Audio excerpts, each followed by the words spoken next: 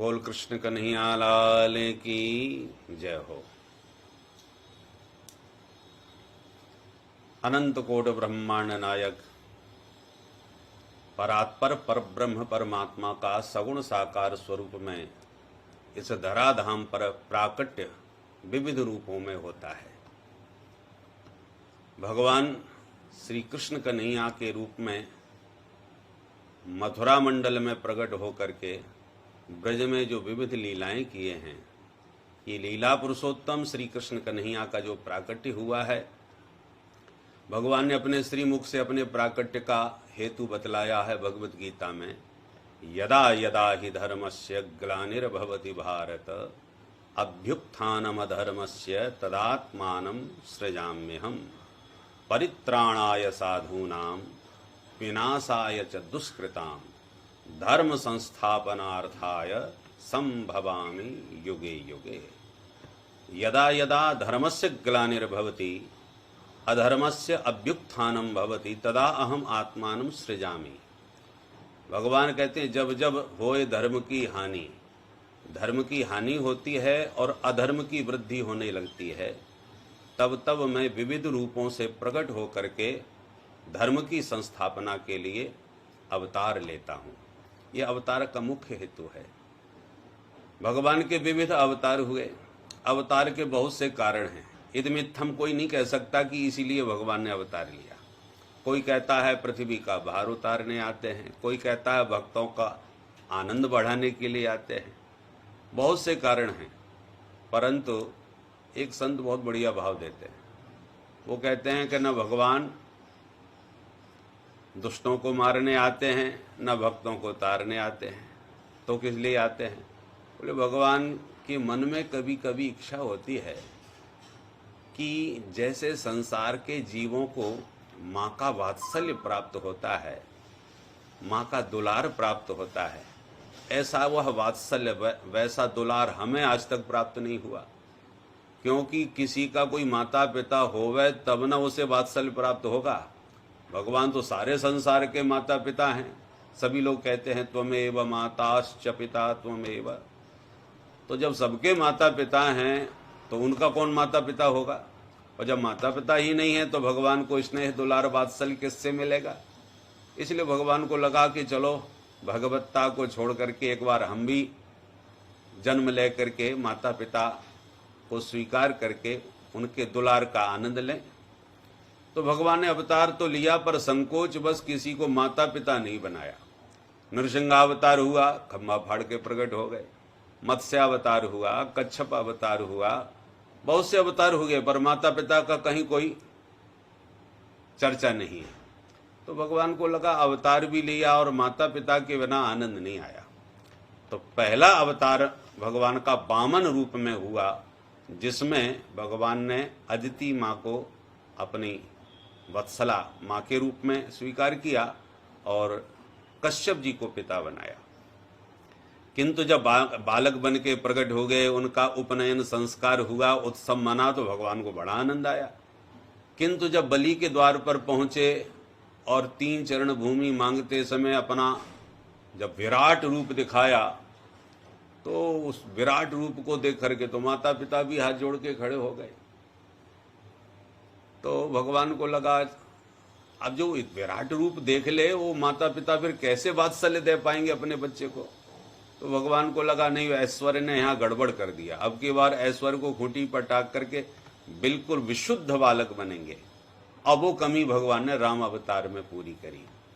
राम अवतार में अम्बा कौशल्या जी के सन्मुख भगवान जब शंख चक्र गदा पद्म लेकर के प्रकट हो गए, भाई प्रकट कृपाला, तो माता कौशल्या ने वह चतुर्भुज रूप देखा तो हाथ जोड़ के स्तुति करने लगी। कई द्वि कर जोरी अस्तुति तोरी कहीं विधि करो अनंता। तो भगवान हाथ जोड़ के बोले माता जी हम अपनी स्तुति सुनने नहीं आए, हम तो आपका प्रेम दुलार वात्सल्य पाने आए हैं। माँ ने मुस्कुरा के कहा भगवान यदि आपको मेरा दुलार पाना था तो बेटा बन के आना था, आप तो पूरे पिताजी बने खड़े हो।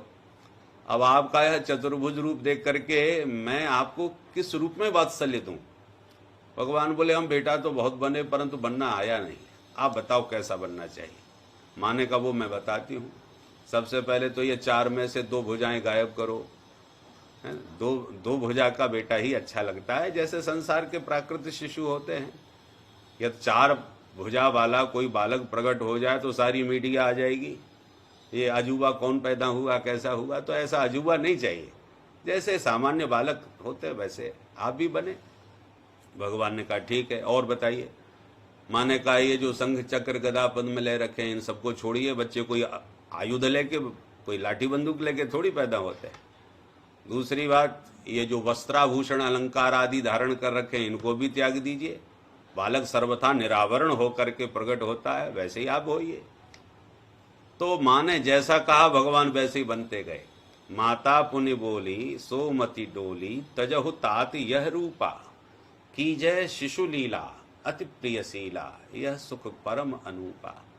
तो भगवान भी दुभिज बन करके, नन्हे से बालक बन करके प्रकट हो गए और मुस्कुराते हुए बोले माँ अब तो कोई कमी नहीं है। माँ ने कहा हाँ अब बिल्कुल ठीक हो गए, परंतु अभी थोड़ी कमी है। क्या? भगवान से माँ ने कहा कि अब मुस्कुराना बंद कीजिए, थोड़ा रोना चालू कर दीजिए। भगवान बोले हम सच्चिदानंद स्वरूप हैं, हम क्यों रोवे।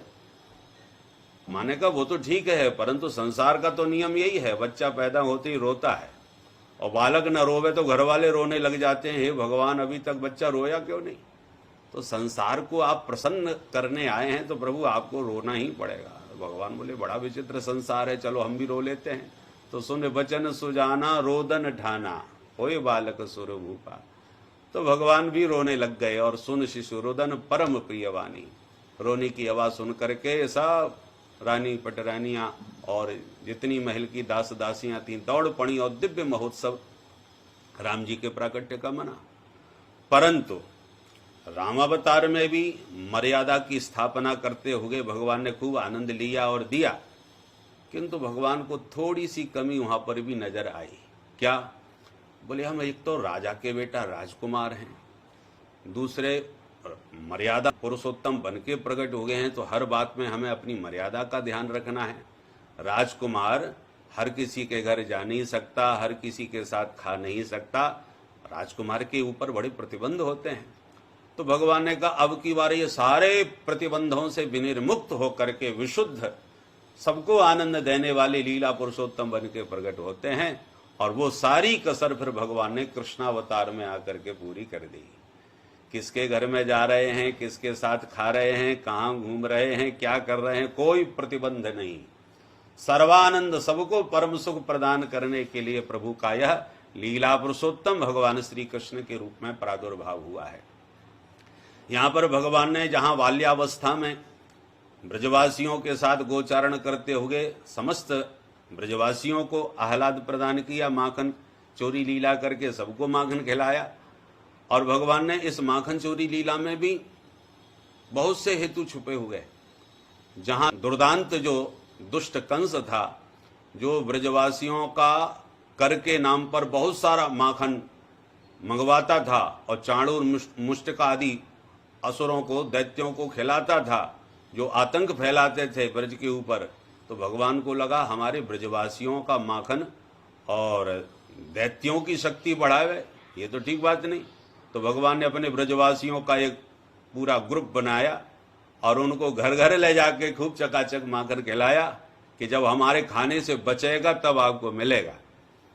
और इसलिए भगवान ने माखन चोरी के माध्यम से सारे ब्रजवासियों को खिला पिला करके शक्ति संपन्न किया और माखन का सही ढंग से सदुपयोग कराया। दूसरी बात, ब्रज की प्रत्येक गोपियां चाहती थी कि गोविंद हमारे घर आवें, गुनगुना के गा गा के गोविंद को बुलाती थी। तो भगवान उन ब्रज वनिताओं का भी मनोरथ पूर्ण करने के लिए माखन चोरी के माध्यम से उनके घर जाते थे। और जिस गोपी के घर भगवान न जावें तो वो मन में कष्ट पाती थी कि सभी गोपियों के घर जाते हैं, फिर मेरे घर क्यों नहीं आते। तो उन गोपियों का अंतर हृदय क्या कहता है। गोपियों की तो भगवान गाली खा करके भी शिकायतें माँ यशोदा से करती थी, फिर भी भगवान माखन खाने के लिए उन गोपियों के घर जाते थे, क्योंकि भगवान शब्दों पर ध्यान नहीं देता कि वाणी से आप क्या बोल रहे हो, उसका महत्व नहीं, आप कहाँ से बोल रहे हो, आपका हृदय क्या बोल रहा है। गोपियों की गाली पर गोविंद रीझते हैं और शिशुपाल की गाली पर एक क्षण में उसका सिरोच्छेद कर देते हैं। तो गोपियों की उस गाली में भी बड़ा प्रेम, बड़ा ही स्नेह, माधुर्य भरा हुआ है। इसलिए भगवान ने उन ब्रज गोपियां कोई साधारण स्त्रियां नहीं है। गोभी इंद्रिय ही कृष्ण रसम पेवती गोपी, एक से एक दिव्य ऋषि मुनि, अमलात्मा विमलात्मा महात्मा ब्रज की गोपियां बन करके उस अलौकिक रस का रसास्वादन करने के लिए प्रकट हो गए थे, जिनको भगवान ने महारास के माध्यम से बंसी बजा के बुला करके अलौकिक अपूर्व अद्भुत आनंद प्रदान किया, दिव्याति दिव्य रस पान कराया। क्योंकि परमात्मा साक्षात रस स्वरूप ही हैं। रसम हेवानम लब्ध्वानंदी भवती रसो वही सह, वो परमात्मा रस स्वरूप हैं और रास के माध्यम से भगवान ने सभी रसिकों को वही रस पान कराया। तो भगवान के अवतार के हजारों हेतु हैं। मुख्य हेतु है परित्राणाय साधूनाम, भक्तों को, संतों को, रसिकों को आनंद प्रदान करने के लिए इस रस भूमि में भगवान का प्रादुर्भाव हुआ है। और बरसाने वाली साथ में आई हैं। घनश्याम बादलों का नाम है, पर कहीं बरसते हैं इतने के बाढ़ आ जाए, और कहीं पर सूखा पड़ जाता है, बूंद भी नहीं बरसती। तो घनश्याम कहीं कहीं पर बरसते हैं, सब जगह नहीं बरसते। ऐसी हमारे मुरली मनोहर घनश्याम भी वहीं बरसते हैं जहां बरसाने वाली उनको इशारा करती है। बरसाने वाली का संकेत पाकर के मुरली मनोहर वहीं पर कृपा बरसाने लग जाते हैं। इसलिए हमारे ब्रजमंडल में कृष्ण कृष्ण कोई नहीं, सब राधे राधे पुकारते नजर आते हैं, ताकि राधा रानी कृपा करें तो घनश्याम हम पर भी अपना अनुग्रह बरसावें। ऐसी यह दिव्य ब्रज वसुंधरा है। और भगवान के अवतार में और हम लोगों के जन्म में मूलभूत एक ही अंतर है। वैसे तो लोग कह सकते हैं कि भगवान भी तो माँ के उदर से प्रकट हो गए थे, हम भी माँ के पेट से ही जन्म लेते हैं, तो उनका अवतार और हमारा जन्म क्यों? देखिए, जैसे एक बालक कुएं में गिर गया प्रमादवश, अब रोया चिल्लाया, पुकारने लगा बचाओ बचाओ। भीड़ इकट्ठी हो गई, एक सज्जन रस्सी के सहारे नीचे उतर के गए उसको बाहर निकालने के लिए। हल्ला बहुत मच गया चारों ओर के भैया एक बालक गिर गया। किसी ने कहा एक नहीं गिर गया, दो गिर गए। तुम्हें कैसे मालूम? बोले मैं अपनी आंखों से देख के आया हूं, कुएं में दो लोग थे। तब एक सज्जन समझदार बोले भैया गिरा तो एक ही है, दूसरा तो उसे लेने के लिए, बाहर निकालने के लिए उतर के पहुंचा है, वो गिरा नहीं है, वो उतरा है। तो जो गिरने में और उतरने में अंतर है, वही जन्म लेने में और अवतार लेने में भेद है। हम लोग संसार के प्राकृत जीव अपने पूर्व कर्मानुसार कर्म फल भोगने के लिए इस भवकूप में गिर जाते हैं, और हम पतित जीवों का उद्धार करने के लिए भगवान अवतार लेकर के इस भवकूप में उतर के आते हैं। और इसलिए राम जी के अवतार में गोस्वामी जी ने कहा, यह चरित्र जे गावें हरिपद पावें तेन परें भवकूपा। जो भगवान के अवतारी चरित्रों का गान करते हैं, स्मरण करते हैं, वो इस भवकूप में दोबारा नहीं गिरते। इसलिए भगवान का यह जो प्रादुर्भाव हुआ है, वो हम पतित भवकूप में पड़े हुए जीवों का उद्धार करने के लिए होता है। तो इस जन्माष्टमी के पुण्य पर्व पर आस्था के समस्त दर्शकों को हम बहुत बहुत शुभकामना देते हैं और प्रभु से प्रार्थना करते हैं कि समस्त हमारी भारत भूमि पर जो आपदाएं विपदाएं आ रही हैं, उन सब को हमारे प्रभु अपनी कृपा अनुग्रह की दृष्टि से निवारण करें। जैसे भगवान भक्तों का परित्राण करने के लिए अवतार लेके कंसादि दुष्ट दैत्यों का विनाश करते हैं, ऐसे ऐसे कोरोना जैसी अनेक प्रकार की आदि व्याधि जो भारतवर्ष को व्याप्त कर रही है, पूरे विश्व को, क्योंकि विश्व का कल्याण हो, ऐसी उद्घोषणा हमारे भारतवर्ष के ऋषियों ने की है। तो हम प्रभु से प्रार्थना करेंगे ये कोरोना जैसे कंस का भी अंत करें और हम सबको आदि व्याधियों से विनिर्मुक्त होकर के अपनी कृपा बरसाने वाली के साथ हम सबके ऊपर अपनी कृपा अनुग्रह बरसावें। इसी के साथ पुनः पुनः आस्था के दर्शकों को बहुत बहुत शुभकामना। जय श्री कृष्ण।